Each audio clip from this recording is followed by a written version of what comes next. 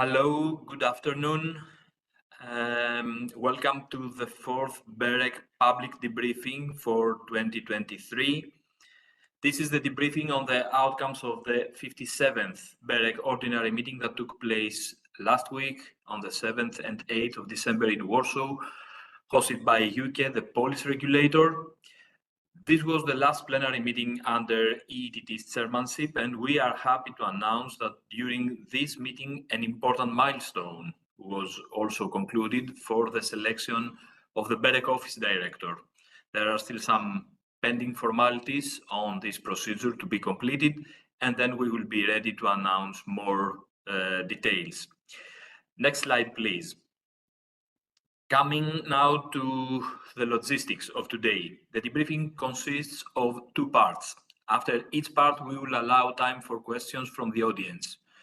We have already received some questions from registered participants that we will try to address. All participants are welcome to use the live chat box next to the live streaming window Slido during the debriefing to send us questions that we will answer during the Q&A sessions. During the first part of today's meeting, BEREC's incoming chair 2024 and BEREC's co-chairs will present 4 items. First, the BEREC Work Programme 2024, as it has been finalized following the public consultation and approved in the plenary meeting last week. Then, 2 BEREC reports, which are approved for public consultation. The draft BEREC report on the authorization-related framework for international connectivity infrastructures, and the draft BEREC report on empowering end users through environmental transparency on digital products and services. And the 4th item, the report on BEREC's support in reinforcing European Union's cybersecurity capabilities. During the second part, we will have a presentation about the study on the evolution of competition dynamics of tower and access infrastructure companies not directly providing retail services, a presentation about the study on the trends and policy regulatory challenges of cloudification, virtualization, and softwareization in telecoms, and third, some updates from our side. So, I will now pass the floor to Tomko for the presentation of the final work program for 2024. Thank you, Kostas. So, a BEREC work program for 2024 is based on a BEREC strategy and, of course, on the objectives of the code. So it's aligned with our strategic priorities on supporting open and open markets, and also promoting full connectivity and promoting the interests of the end users. Next slide, please. So public consultation has been done, and it lasted from 3rd of October to 6th of November. We extended a little bit the time limit upon request, and we received 13 comments, and you can see the stakeholders who commented on our work program. Next slide, please. So there were some general comments from the stakeholders. You asked for more transparency and involvement. Well, in my opinion, there can never be enough transparency, so we will try to have more transparency. We will try to have more involvement, especially through workshops, which we plan to organize, longer public consultations, and better planning of our internal work. We will try to do that. For public consultations, we are also limited by our internal milestones. And to focus on the activities prescribed by ECC and retain BEREC's independence vis-à-vis policy makers and private stakeholders, it is of course a general target for BEREC. Next slide, please. So there were also some concerns and proposals. So there is a concern that there is a limited emphasis on promoting efficient investment Well, we generally disagree with this, but we will look into it and try, can we do even more. Increasing amount of work streams should not reduce our focus on our key tasks, especially those related to consumer protection. We widened a little bit our work item on the end users' rights, and we hope we will touch to this comment as well. BEREC should place the promotion of competition at the center of its consideration. We surely will. There's a remark on major gap in the work program, and that is the lack of emphasis on demand side measures. If it is, and we also partially disagree, it could be addressed in 2025. And we should separately assess how our planned key activities contributes to achieving the targets of the digital decade. Well, we believe that all our activities contribute to achieving those targets. So we shall look into this even more. Next slide, please. So there were some changes in work program related to public consultation. I will not go through this in detail. So there were changes in text in the introduction on the page 7 and also in the description of the work item 1.1, which is under the strategic priority 1, which is promoting full connectivity. Then in work item 1.5, we envisage a public consultation, and therefore the timeline has been changed. So there will be adoption for the public consultation after P4/24 and final adoption in P2/25, plenary 2/25. Then we added the text on page 20, which is second strategic priority, striving open and sustainable digital markets. The text about our activities regarding the open internet. And also we moved forward BEREC report on the entry of large caps into the markets for electronic communications. It will be adopted for public consultation on plenary 1 next year, and we expect final adoption on plenary. So that is short about our work program for 2024. Next slide, please. And what comes next is, of course, its execution. And next slide. Thank you, and back to you, Kostas.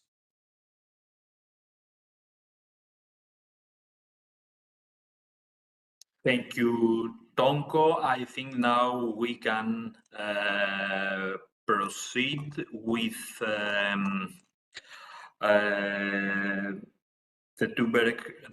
the presentation of the 2 BEREC reports, which are for public consultation. The BEREC report on the authorization-related framework for international connectivity infrastructures first.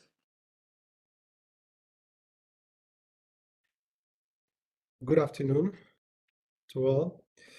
May I please ask the first slide? Okay. So I am here to present you the BEREC report on the general authorization and related frameworks for international submarine connectivity, which aims at first analyzing the regulatory and authorization frameworks applicable to international submarine cable systems. Second, identifying solutions to promote international submarine connectivity in the European Union. For the purposes of this report, BEREC circulated 2 questionnaires with replies from a total of 24 countries, and also organized a very participated online workshop with over 200 participants from 30 countries. Before we address our main findings, let's take a look at our context and at the recent trends of the international submarine connectivity business. Next slide, please. So, international internet bandwidth has been growing at a very fast pace. In the last 4 years, It has grown at an annual compound rate of 25% in Europe. In recent years, this growth has seen content and application providers, commonly known as CAPs, shift from major users with almost 70% of total usage in 2021 to major owners investing in their own cables. The emergence of CAPs as major owners has been accompanied by a number of relevant developments. First, by an evolution in ownership models, with the rise of single ownership models with or without partnerships, and also the diversification of multiple ownership models, now including not only capacity sharing, but also fiber repartition.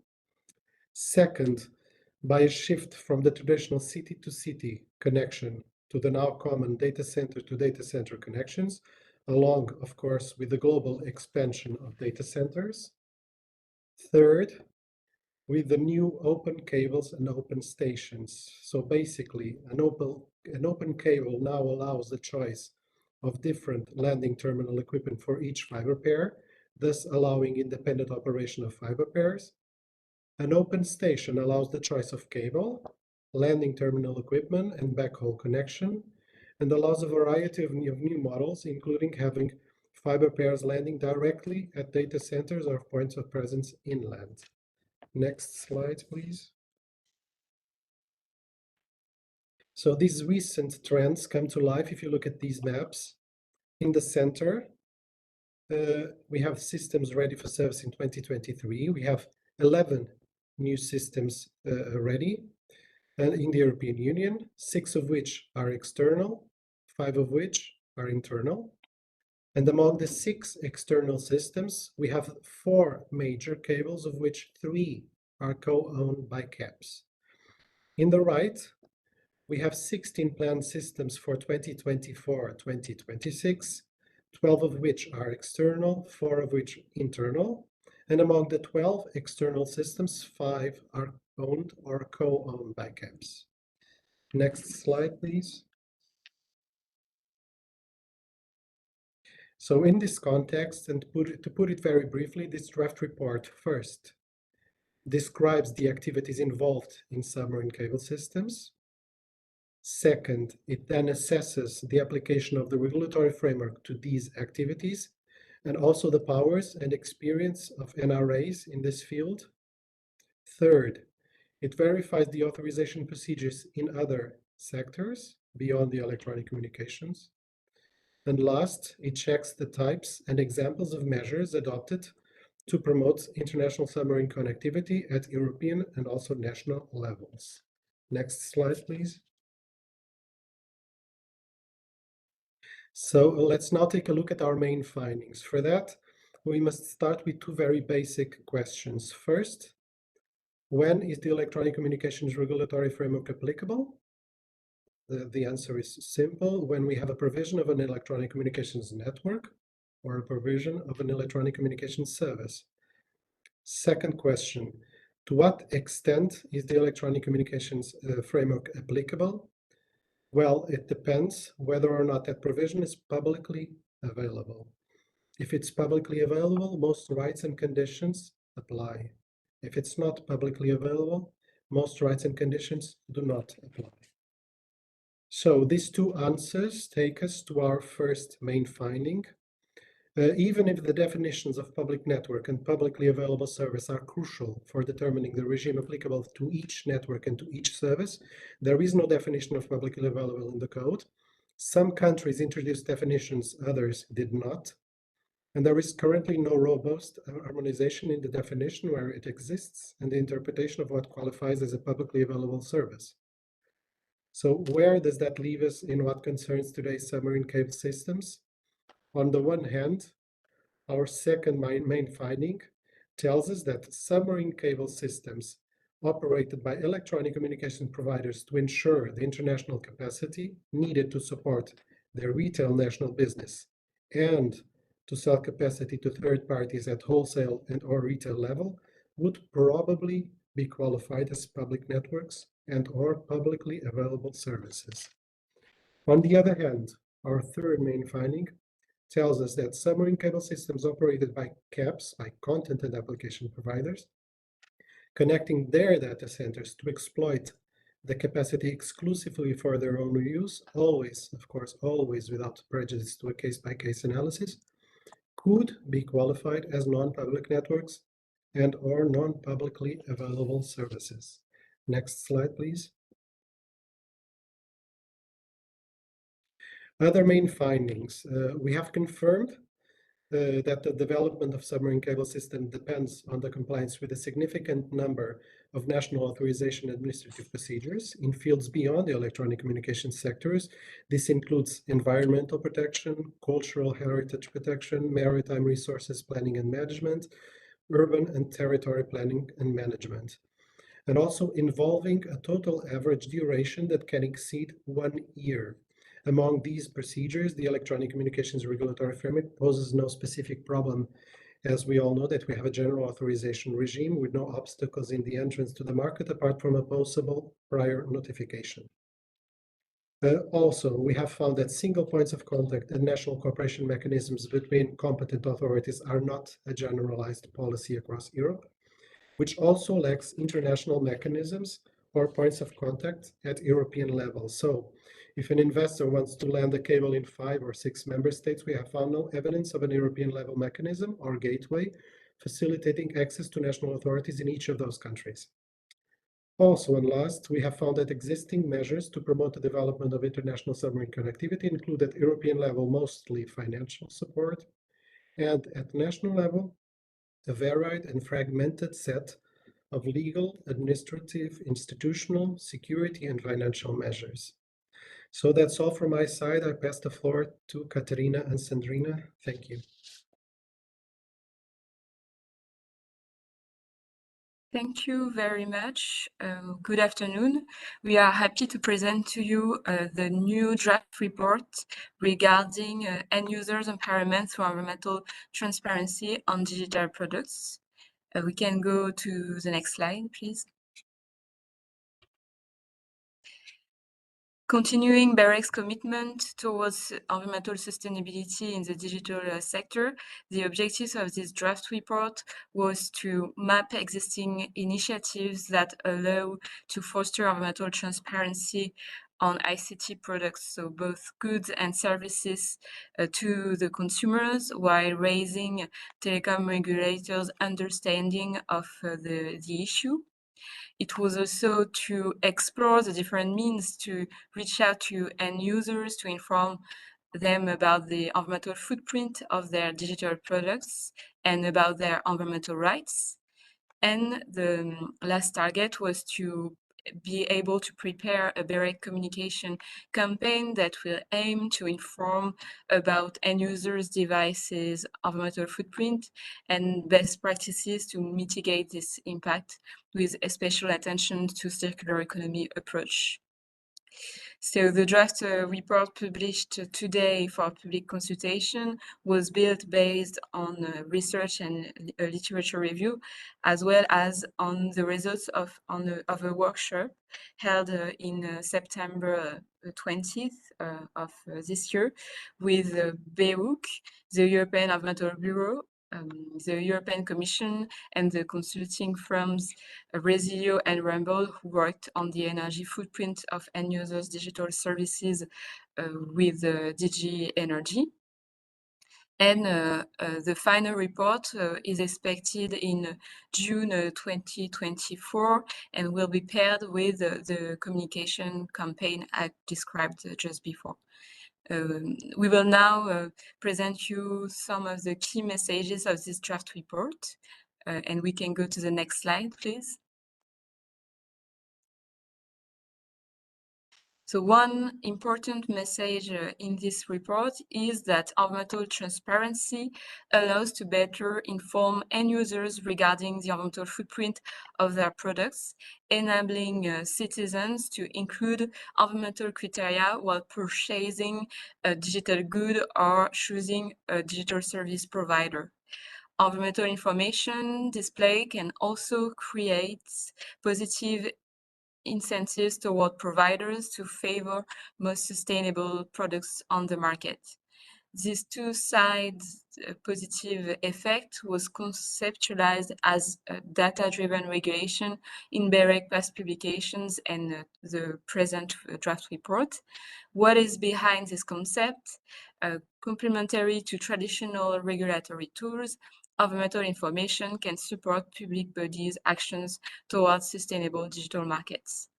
Data-driven regulation can take several forms, such as labeling, scoring, index, or comparability tools.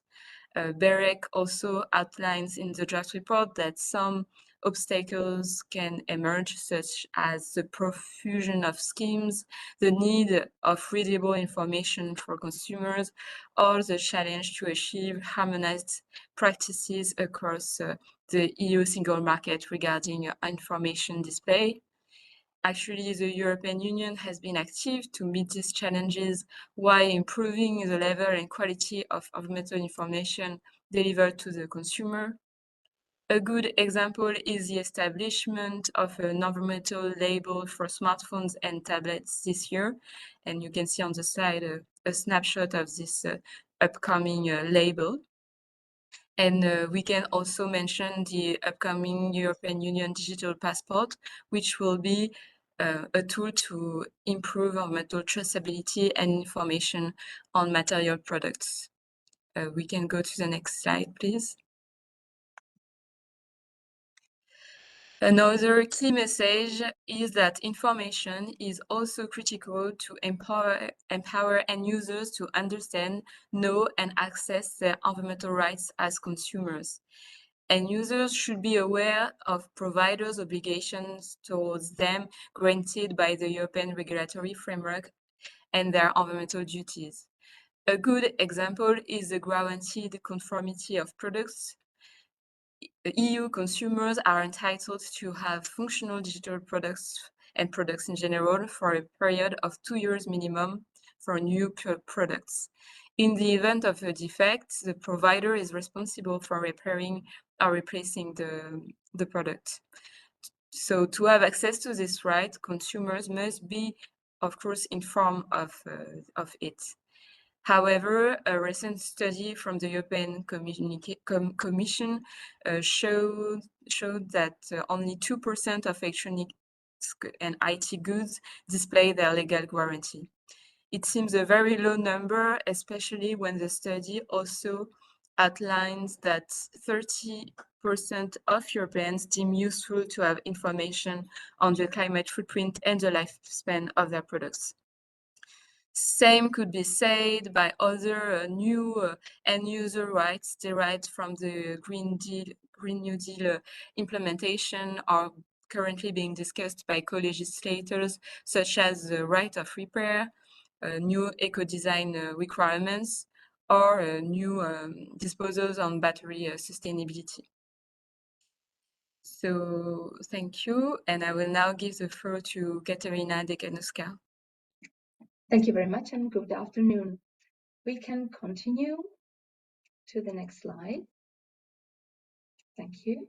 The environmental sustainability of digital services and devices is dependent, among other things, on data.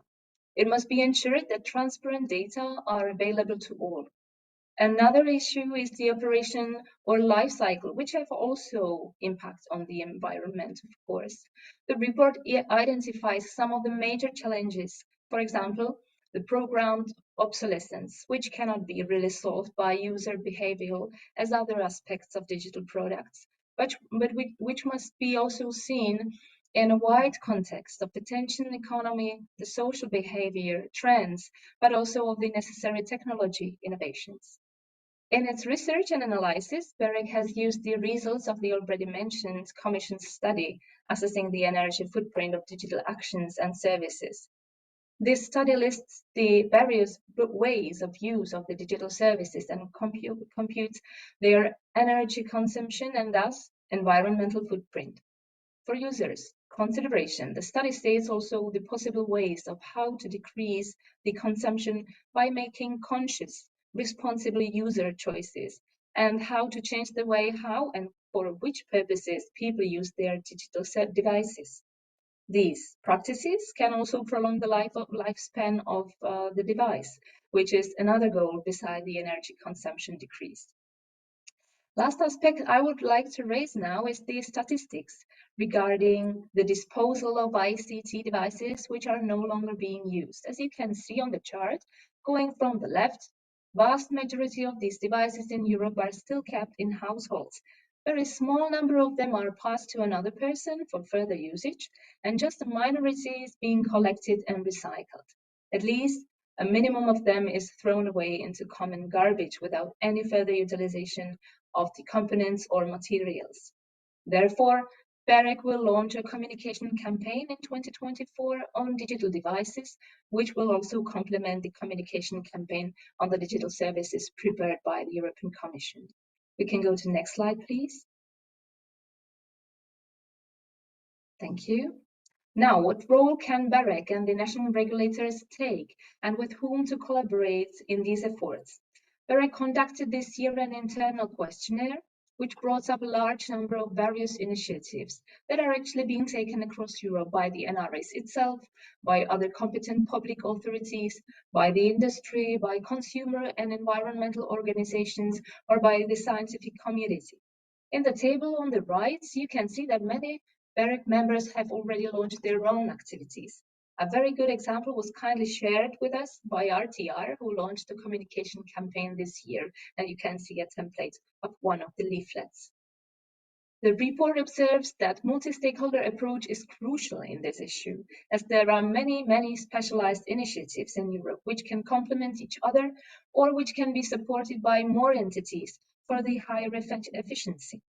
The regulators of electronic communications have a good insight in the issue, as well as they have a long time experience with consumer protection, another important aspect of the process. We can proceed to the next slide, please.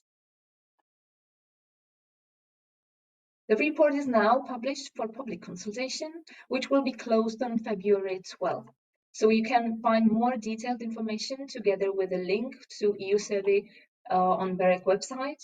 We would like to invite you to take part in the consultation to share your opinions with us, and please submit your contribution at the earliest so that we can process all your responses at time. Thank you for your attention, and I would like to leave the floor now to my colleagues, Katja and Zdravko. Thank you, Katerina. Hello, good afternoon as well from us. We can start with the presentation, please. We'll have some kind of an unusual start of the presentation, but we would really like to thank the 130 operators that participated actually in our survey in May and June this year, as well in advance also for any comments you might have to the report that we present today. If we go to the next slide. As for the BEREC report, the secure 5G networks that we actually presented in our last public debriefing in October, the data was used for this report was also collected with the same questionnaires. The main objective of this report is to understand the present status of resilience and security in electronic communication networks within the participating countries. If we go to the next slide. Let us present here some interesting findings that are all based on the facts deriving from the response gathered with the questionnaires. So regarding the dependency to the energy supplies and resilience, no surprise, the core is backed up better than the run, and the backup times vary quite a lot. Most commonly used renewable source in run is solar energy. There are strong differences in number of national exchange points, and very few countries perceive exchange point as a cybersecurity enhancer. The majority of traditional operators do not own subsea cables, but they use them mainly as a backup connection. 14 regulators also regulate the subsea cables. Among the operators that use satellite communications, TV broadcasting, internet access, and voice services are most commonly offered. We consulted as well operators with few questions on the NIS2 directive implementation process. The feedback, we thought it's quite timely and valuable. Hopefully the message will reach the competent decision makers, call for harmonization and understanding of the significant efforts that operators just put into complying this all new national security and integrity legislations deriving from the 5G toolbox and electronic communication code. We list also in the report highest ranked security measures for the CPE equipment taken by the operators. We also state that 62 operators have preventive, detective, and reactive measures in place to prevent smishing and vishing. And the majority of operators use DDoS protections through internal and external platforms. At this stage, I give the floor to my co-chair Zdravko for the open issue topic. Yes, thanks, Katja, very much. So let us take a look at the possible future topics for our group, for the BEREC Cybersecurity Group, that we could focus in the future. So based on the answers and the analysis that we have completed, we can say that we should look a bit more into emergency power supplies in emergency situations caused by natural disasters like floods or earthquakes or things like that. Then also we should look further in energy consumption reduction and promotion of the use of sustainable energy sources. Also, as Katja mentioned, we have so many different IXP landscapes in member states and also other participating countries. So this is really worth further investigating within our group. Also, it will be very interesting to look at the NIS2 transposition in the various member states and see how it will impact the markets.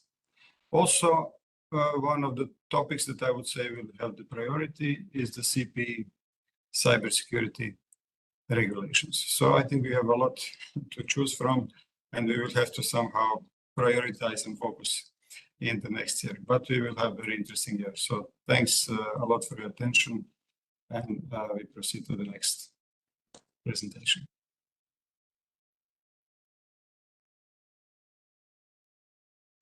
Thank you, Katja. Thank you, Zdravko.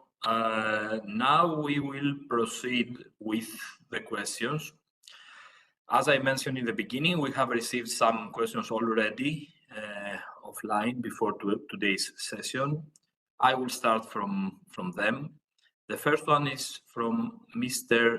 Lanfranco Maini from Wintre. The question is if wholesale roaming caps have been set for the voluntary joint agreement to reduce roaming costs with Moldova. Thank you for the question.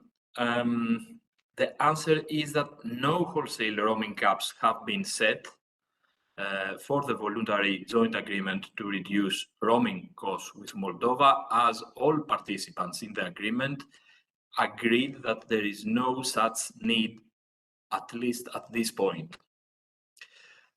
The second question from Mr. Michael Nelson, who is working as Senior Fellow at Carnegie Endowment for International Peace. Mr. Nelson is saying, I read exactly the question, the debate over the fair share or Breton tax proposal has revealed a stunning lack of understanding of how the internet works and why it was designed to enable competition and innovation. It's also revealed that no one knows about the disastrous results of a similar policy in Korea. How can policymakers be better informed about digital policy? Well, it's very, very interesting question. If I could discuss this but from BEREC's point of view, how BEREC is getting informed about the various aspects aspects of its digital policy. I could say that we try to follow very closely all discussions on digital policy. We organize workshops inviting all different types of stakeholders. We have called for inputs or public consultations when needed, and of course we use the broad expertise of our members, of our experts, the national regulatory authorities across Europe, for drafting our reports, opinions, and guidelines. In principle, we try, of course, to keep up to date. We want to have a lot of interaction with our stakeholders. We try to see what is happening in other regions of the world through our study trips. So this is what we try to do as BEREC in order to be well informed. Now, let's move to the questions I see in the chat box. First one from Marceau Brigand. I cannot see any organization. Are the comments to the consultation available publicly? I assume this one concerns Work Programme 2024, where we run the consultation. And it's the standard approach that we publish the non-confidential comments. And this is what we did also in this time. You will find them in our website. Of course, confidential comments are not published.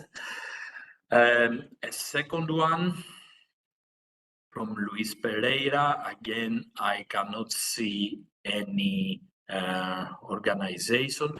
Will BEREC issue any recommendations or proposals following the report on international connectivity infrastructures? I would like to ask Felipe to respond to this one. Okay, so for now, what we will have now, the report, the draft report will be submitted to public consultation, which will be open until January 24, 2024. And after that, BEREC will, of course, draft the final report that will be approved and published in the end of the first semester of 2024. So that is what is planned so far. Perhaps I should answer the next question, or Kostas, perhaps you can read it? Yeah, indeed, Felipe. The second one, maybe I will read it, but you are right, is again for you. Why satellite systems are excluded from the report on the authorization-related framework for international connectivity infrastructures? Well, before giving you the floor again, indeed, satellite systems are another technology for international connectivity. What we see today is that larger part of the traffic is through the submarine cables, but of course satellite systems are very relevant. We also let me remind you that we had also a workshop on low Earth orbit satellites in 2023. But anyhow, Felipe, you have the floor for this one as well. The answer is quite simple. So the PRD, the initial PRD, the project specification from the beginning focused this report on submarine connectivity in submarine cable systems, particularly in the difficulties arising from the complexity of authorization administrative procedures. What BEREC has done since that initial project is that we have widened the scope. You will now find a draft report with several other topics, but all of them, while we did enlarge the scope, we maintained the report focused on submarine connectivity. So this is the answer. Thank you. Thank you, Felipe. I don't see any other questions in the chat, so I will move to the second part of the debriefing. So I will give the floor to Julia and Jordi, co-chairs of our Market and Economic Analysis Working Group, who will present the study on the evolution of competition dynamics of tower and access infrastructure companies not directly providing retail services. Okay, thank you, Kostas. Next slide, please. Okay, first we will introduce the study, then we will offer an overview of infrastructure companies. After, we will talk about competition and investment, and finally, we will show some recommendations of the study. Next slide, please. Okay, thank you. The objectives of the study are to get an overview and future outlook of the investments and spin-off of key network assets, the business model associated with these assets, but not only for tower companies, but also for fiber networks. Impact on competition and investment deployment of very high capacity networks, and implications for regulatory and policy decisions. Now I pass the floor to Julia for a while. Good afternoon on my side too. I will continue with some figures just to show the amplitude of the research undertaken. So the study covers 5 EU countries and 2 non-EU countries in very great detail, and it is focused on 11 infrastructure companies and 3 pan-European telecom operators.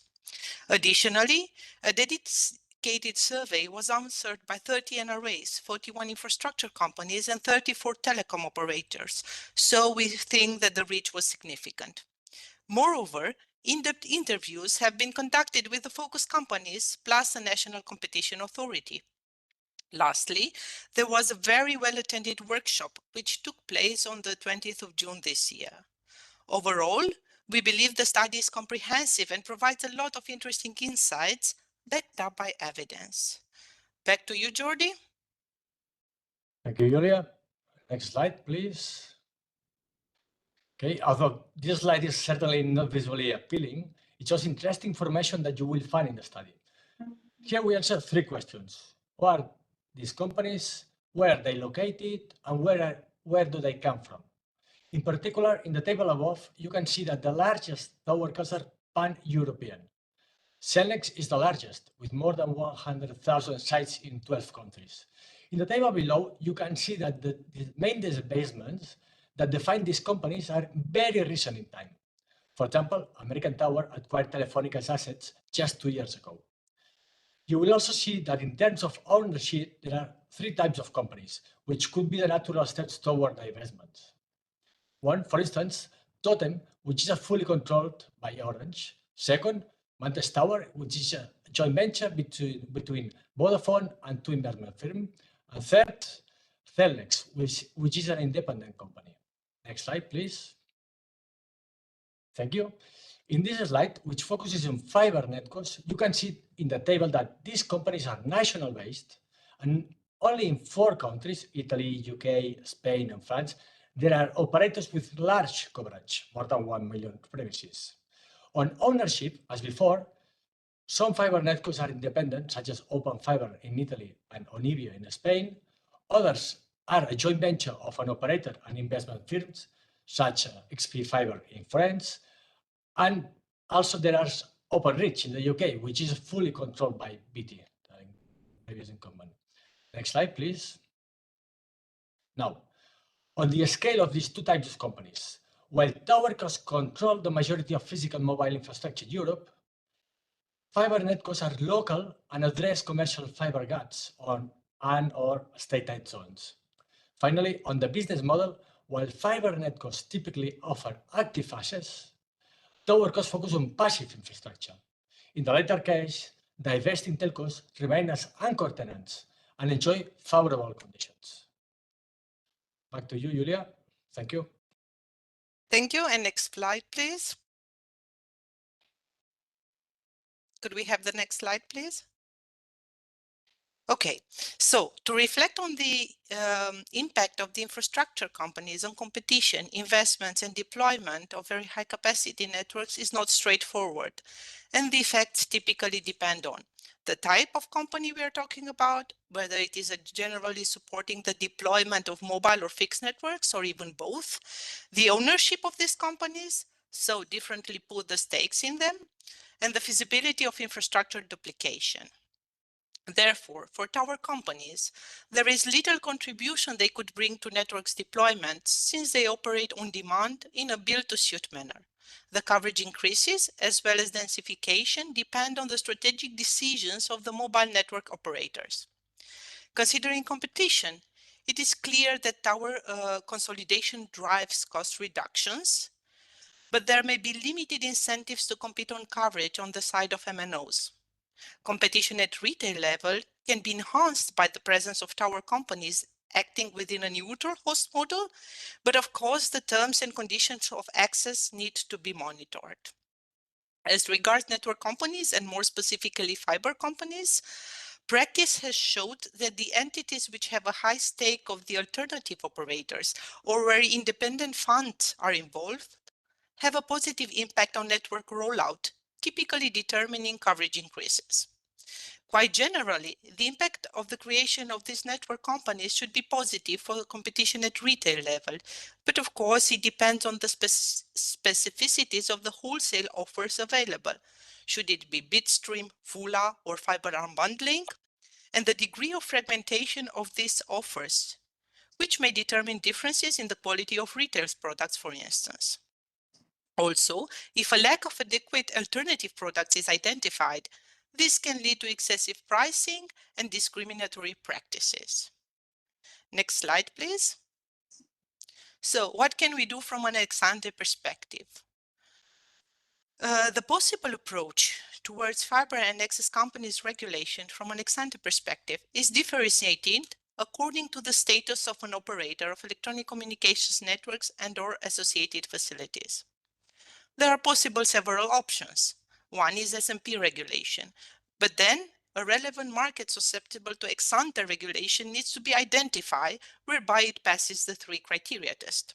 For tower companies, there are no examples so far, while for fiber companies, it has been successfully applied in several instances, such as in Germany, Italy, Belgium, Czech Republic, and the UK, or Sweden and Denmark, where a more granular geographic approach was used. Another possibility is to use symmetric regulation under Article 61.3 of the Code, but it generally entails a limited scope to the in-building cables. Access to physical infrastructure under Article 3 of the BCRD is also relevant, but it solely applies to undertakings providing or authorized to provide electronic communications networks. However, there are countries like Italy and Portugal that have relevant provisions in their national legislations that overcome the said limitations.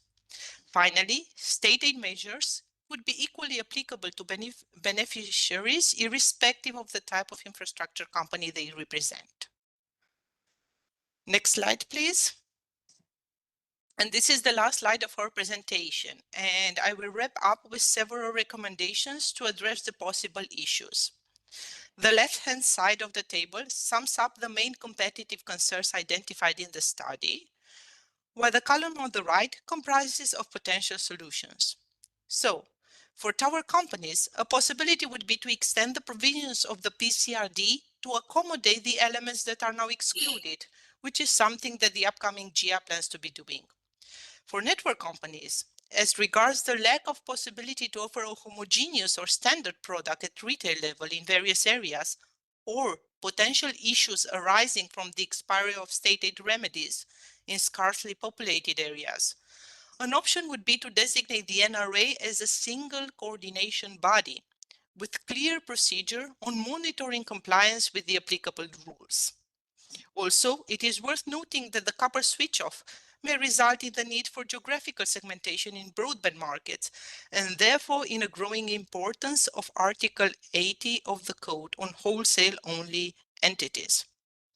Finally, as a general recommendation, NRAs and NCAs should limit as much as possible tie-ups and volume commitments in areas where otherwise infrastructure duplication is feasible. With this, we thank you very much for your attention and invite you to read in detail the pages of the study. And I now pass the floor to our colleagues from Planning and Future Trends. Maria and Bert, please. Thank you, Julia. We have just 2 slides to present the study. So I'll do the presentation and Maria will answer the questions if there are any. We will not go into too much of the details because it's a news report that we published yesterday. And but if you have questions, feel free to ask. But otherwise, we will also organize a workshop to discuss this document with you. So I'll just use this opportunity to share my enthusiasm with you about this report. Can I have the next slide? This study is commissioned as the chair study of this year, and the steering committee was run by the PFT working group. That's why Maria and I are presenting this. The study is commissioned to Plum and Stratix, and it studies the new trends in the network technology of telecom operators, and it covers the cloudification, virtualization, and we call it softwareization. And what I like about it is from the start it gives a very detailed description of how the old technology emerged into new technology, and step by step the new technologies are introduced. So telecom regulator, you learn to understand how the networks work to the latest technologies. So, of course, we are familiar with SDN, NFV, but now also containerization, cloudification, network as a service, of course. Those terms are very nicely explained, and that was basically the first part of the study that was conducted, and the BEREC Board of Regulators approved of that earlier this year, and the last months were used for studying the consequences for competition and possible consequences for regulation of the networks. So, as mentioned, it describes the technology of the networks, but also a description of the supply chain and markets, and a number of use cases were also studied. Can I have the next slide? So, the new technology makes it possible to make more efficient use of networks. It's more reliable and resilient, and it can be operated with more flexibility. And of course, when the technology stack is becomes more flexible and has more layers provided by different suppliers, the standardization becomes more important, as well as network security needs attention. And we will also need to have an eye for competition in those different layers of the stack. New entrants might be there also from adjacent markets, and new business models may be developed. So the authors call this an evolution, but I think it's a very fast evolution. But we avoid the word revolution here. It's very interesting that report that we would like to discuss with you in the first quarter of next year, probably March, and it's a very good input for a report that the PFT working group is drafting about cloud and edge computing, also due in March, and I mentioned already entrants from adjacent markets like the large caps. The Digital Markets Group is doing a report about that. So this study may also serve as an input to that report. So altogether, it's a very interesting topic that will come back in many ways of our work next year. And we're happy to answer your questions. And then first, I would like to give the floor back to Kostas.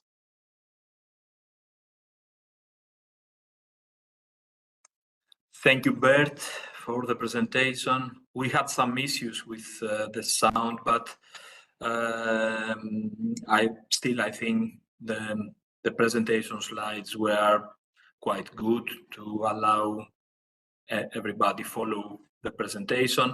So before moving to the second Q&A part, I would still like to give some updates from our side. Next slide, please. First of all, I have some feedback about our participation in the second meeting of the DMA high-level group, which took place in November 27th.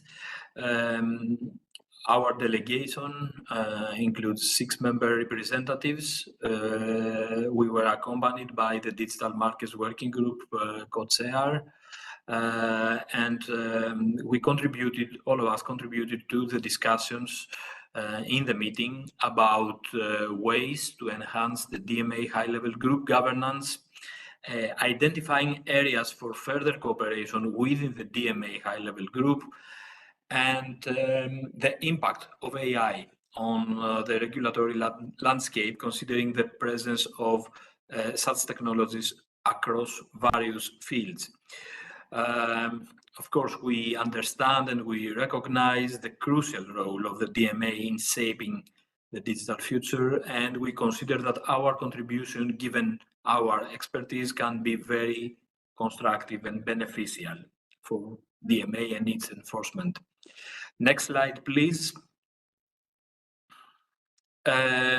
Some further information about some other BEREC documents that have been approved in our plenary meeting last week. 3 reports have been approved and published on our website. The Regulatory Accounting in Practice Report 2023, the BEREC Report on Practices and Challenges of the Phasing Out of 2G and 3G Networks, and the BEREC Summary Report on the outcome of a BEREC internal workshop on the migration to very high capacity networks and copper switch off, with a focus on the needs of end users. Next slide, please. Let me also remind you the deadlines for our for 2 consultations. First, the public consultation on the draft BEREC report on the authorization-related framework for international connectivity infrastructure will open till 24th January, and the public consultation of the draft BEREC report on empowering end users through environmental transparency on digital products and services will be open till the 16th of February. And next slide, please. With this, I would like to proceed with the second Q&A part of today's debriefing.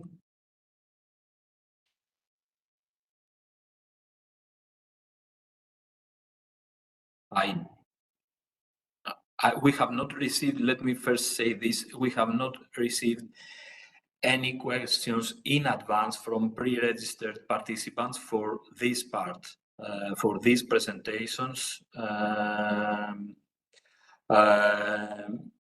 So I'm still waiting for questions in the chat function.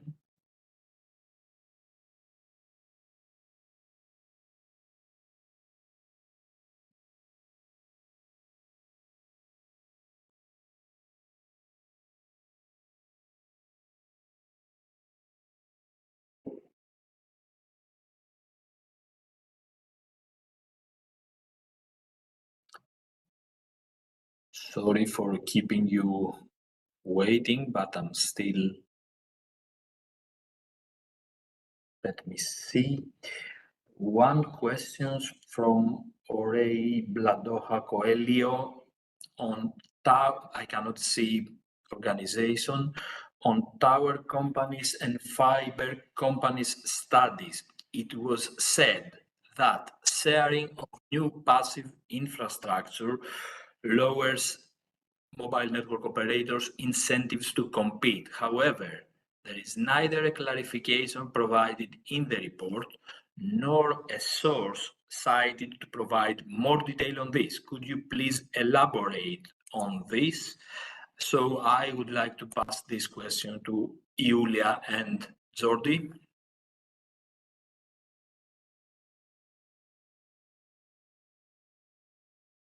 Okay, if I may say, maybe Julia can complement after. For instance, I remember correctly in the study, it's explained that in the case that mobile operators, which are the driving force for deployment, because tower costs don't have their own plans of expanding coverage. They depend on their customers, which the customers are the operators. In that case, it could sharing of infrastructure, passive infrastructure, could cause that all operators have the same coverage because tower costs have the same passive infrastructure to offer, and that could diminish the driver or to the input to push operators to compete on quality and densification. So that would be a feasible explanation for this situation is asked. But I pass the floor to Julie if she wants to complement. Thank you. No, so thank you for the question. I think the idea is indeed that once the tower is there, mobile network operators may find it more efficient to collocate in the same space because it drives some cost savings, and therefore there may be less incentives to start new and increase coverage. And I don't know if you have seen the study itself, because to our knowledge, it was not published or maybe published very recently, but I think that there is more reasoning into it. So indeed, we would advise you to read carefully this aspect in the study because it is covered. So this would be our answer, Kostas, to the question. Thank you, Julia. Thank you, Jordi, for responding to this one. So I move to the next question.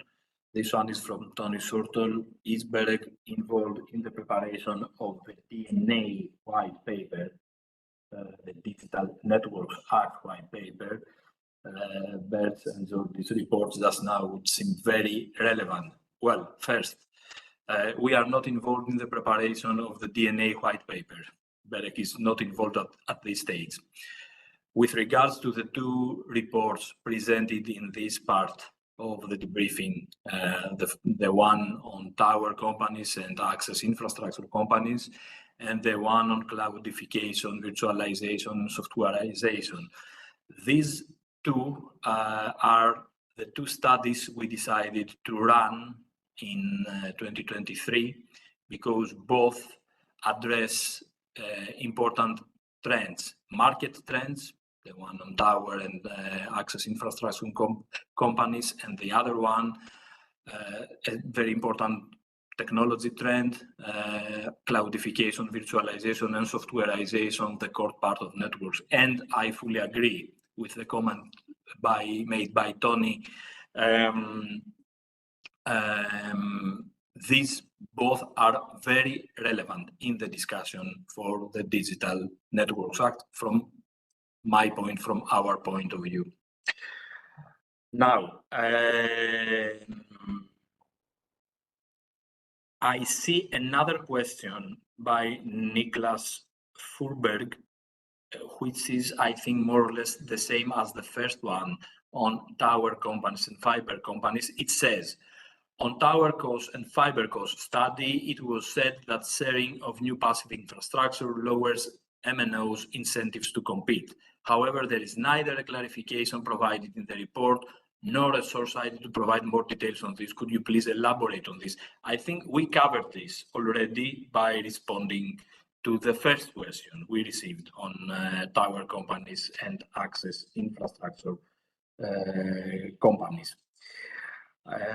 Another question by Lotte Abildgaard. Would it be possible to extend the deadline for the consultation on submarine cables in view of the upcoming holidays? I don't know, maybe Felipe, can you respond to this one? Yes, I can. Well, the deadline that was set at the end of January was precisely because of the impending holiday season. And the reason why we cannot extend it more is because we have a very demanding schedule after the deadline to do all that we need to do to have the final report ready for approval in the end of the semester. So the answer is unfortunately, it's not possible to extend it. Okay, thank you, Felipe. And then I move to the next question from Romain Bos. Is BEREC planning to publish a follow-up report on the IP interconnection ecosystem in the context of net neutrality, and if so, when? Indeed, there is ongoing work on a new report for IP interconnection ecosystem. According to our plan, maybe Tonko will correct me if I am wrong, but we plan to publish the IP interconnection ecosystem report for consultation in June 24 and hope we can approve it as a final report in December 24. Tonko, if I'm wrong, you can correct me. You are right. Okay. And I don't see any other questions in the chat function. Maybe wait for a few moments. If there are no other questions,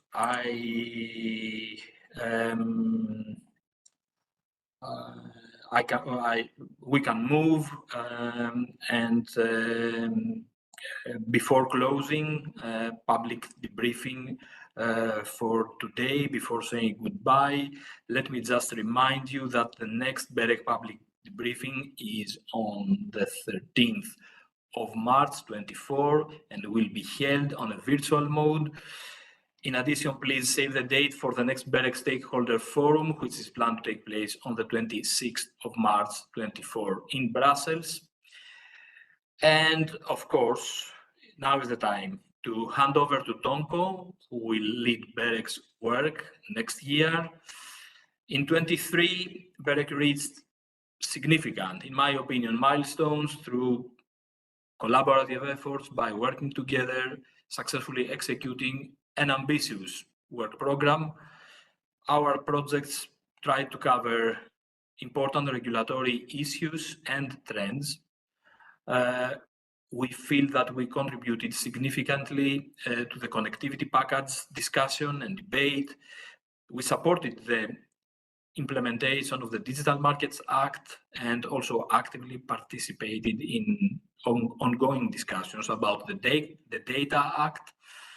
And of course, I am absolutely confident, fully confident that 2024 will be a very productive year for BEREC under the leadership of Tonko, and of course, wish him a successful and interesting chairmanship. Tonko, the floor is yours. Well, thank you, Kostas, and I would like to start with thanking Kostas for leading BEREC through 2023, which was a challenging year, really.